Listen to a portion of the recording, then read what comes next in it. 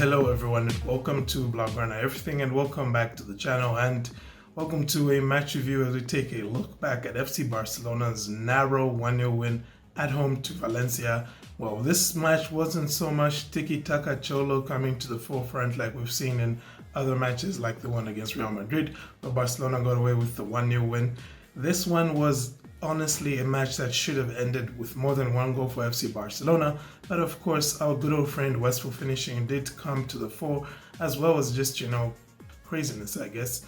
Anywho, Barca ended this game with 10 men after Ronald Araujo was sent off, which will be pretty interesting to see how many games he gets banned, because El Clásico is just 2 games away, so hopefully he's only missing the Bilbao game next week, which in itself means Iñaki is probably going to give us a lot of problems.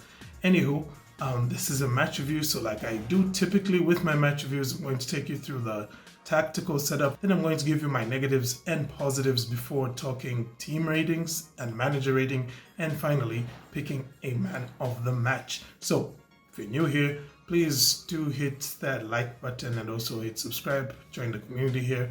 If you're watching this from YouTube, that is. If you're listening to the podcast, then I thank you as well for tuning in, and I hope you enjoy what you're hearing here, and do subscribe as well. Alrighty then, we can start by looking at FC Barcelona's starting 11. So the starting 11 this time around was vastly different from the Real Madrid game. I mean, sure, against Real Madrid, you're maybe a bit cautious to go all out in attack, but when you're at home against Valencia, you've got really no other option looking at where Valencia sit in the table, and that was reflected in Xavi's starting 11, though I was a bit surprised to see Sergio Roberto in there. But yeah, the usual back four that has kept so many clean sheets for Barca was available and fit and did start and played most of the game until, Araujo was sent off. And in midfield, we had Roberto, Busquets and Frenkie de Jong, with Fatih, Ferran and Raphinha up front, which is really Xavi's only fit or available forward options. Alright, let's go ahead and talk some negatives and positives. And there are a fair bit of negatives in this one. And it's just going to start from something I already mentioned in the intro to this video, Barcelona's finishing, which just on the day was not good enough. Okay, we created so many opportunities. Of course, Raphinha took his goal brilliantly. He was created brilliantly as well. Sergio Busquets with that nice little pass over the top, something which we saw from him a lot during Leo Messi's last season. In fact, the last goal that Leo Messi scored for Barcelona in La Liga against Celta de Vigo, Sergio Busquets' assist, it was basically just a carbon copy of the goal Raphinha scored here. But aside from that moment, FC Barcelona were terrible in front of goal in this game. Of course, you can lay some blame at the feet of Ansu Fati because he did have some easy chances. But right now, with his confidence still coming back, you do think that, he's going to take a bit more time. He did actually almost score at a point here hitting the post. But talking about hitting the post, Ferran Torres did the same as well from a penalty, which is just honestly considering the margins that Barcelona operate with these days, that just wasn't good enough. Of course, you can argue that this is a result of, the whole back and forth between him and Fati over who should take the penalty, which I guess is never helpful ever for anybody. I don't know how many players have actually scored a penalty after fighting for it with a teammate. But anywho, that's how that played out. And at the end of the day, Barcelona left a way back for Valencia into this game because, once again, they did not kill it off. They did not take those chances in the first half that they got. And trust me, Barcelona had a lot of chances in that first half and also in that second half period, just before Araujo was sent off. My next negative, even though this maybe isn't necessarily up to the team or up to anybody, it's just a general negative, I guess, the way the season is going and where it is right now.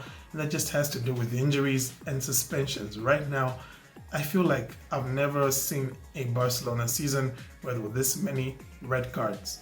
Now, obviously, one explanation you can give is that if it's defenders getting sent off, probably has to do with you playing a high line and being an aggressive pressing team, which, yeah, that would make sense. But in this case, it's not really our defenders. Apart from Jordi Alba, I can't really think of another Barcelona defender who's been sent off this season. And generally, I think that Barcelona's discipline in some cases has been a bit lacking. We've seen that with Xavi as well. He's gotten some really pointless yellow cards like the one against Almeria last week. And generally, it's been throughout the entire team. Lewandowski getting sent off in a silly way, and so on and so forth. Right now, I think Barcelona are up to something like 8 red cards this season, which, to be quite honest, is quite excessive and very worrying, considering the fact that this team tends to get injuries. Okay, this is an injury-prone squad. I've said that before, and we're seeing it really right now because of a lot of the guys who've done the heavy lifting for Barca going forward and now getting injured, because those attackers, not only do they have to run in behind position defenders, they also have to press high and win the ball and then create chances and score them. So it's quite a heavy toll that it takes on the players, and we're seeing that now with all these injuries and all these suspensions. And right now with Araujo suspended, and I just hope Christensen didn't pick up an injury here. There were quite a few moments where it looked like maybe he might have tweaked something, maybe he might have picked up a little knock here or there. Anywho, moving on from there, I will talk one positive, which is that, this team is just able right now to grind out some results. This is, of course, like maybe Barcelona's 10th 1-0 victory of the season. I'm not too sure at the moment I'm recording this, but I'll put the correct stat up on the screen. But it's a fair bit of 1-0s that FC Barcelona have recorded this season.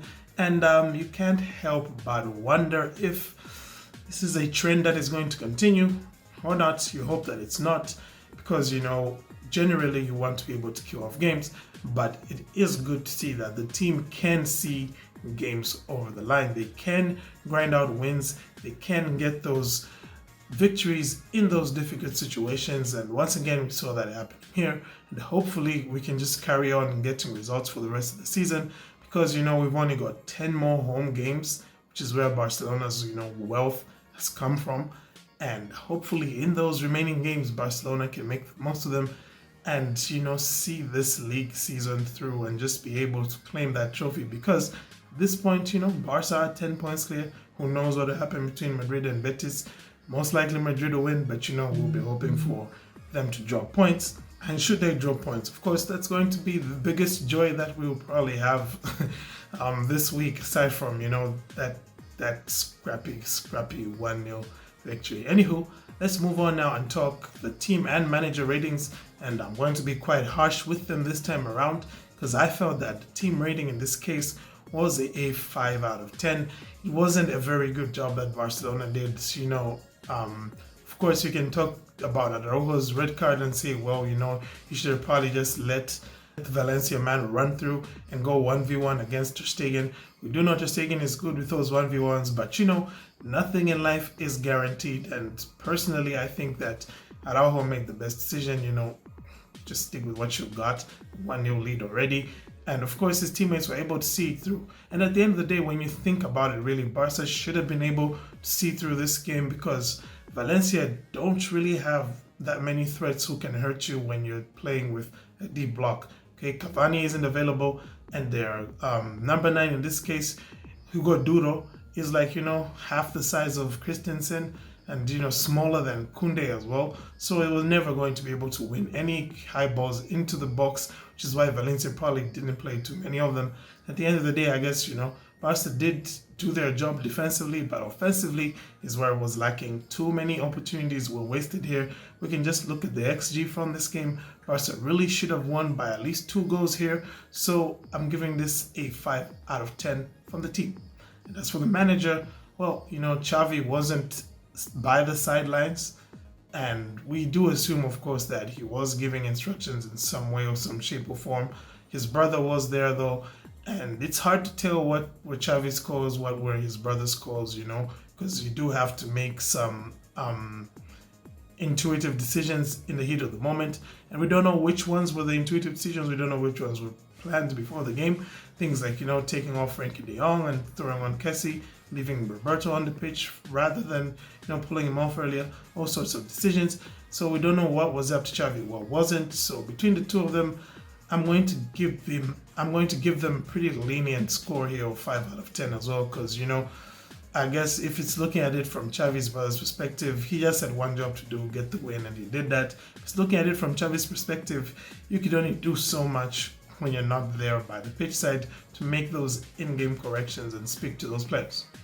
Alrighty. let's now close up by talking man of the match, and this one was a hard decision to make, to be quite honest. I wasn't really sure who to give the man of the match to in this game.